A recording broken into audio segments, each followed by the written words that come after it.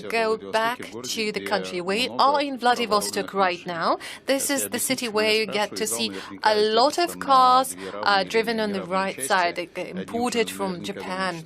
And I guess that would split the audience into two parts. Many ways say that there are no options. Some would say it's okay. Well, I guess you are very lucky, Mr. President. You are driving Aurus, Niva and Volga. Well, many Russian state officials are less so lucky because you told them that they will have to start using Russian-produced cars. In the 90s, there was an attempt of the kind to be made, but it failed dramatically. What is the guarantee that this time you will succeed? And what are the Russian-produced cars they can drive now?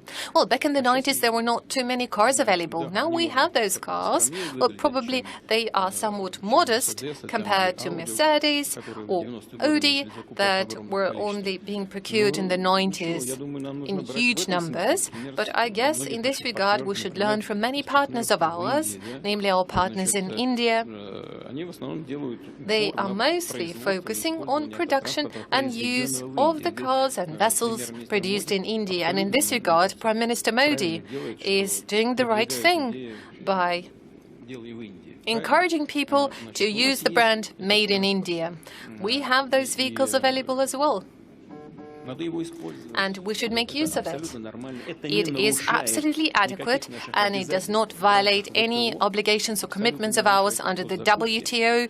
That is solely a matter of state procurement, and we need to put in place a certain hierarchy understanding who is to drive which type of car, and make sure that we are driving Russian-produced cars.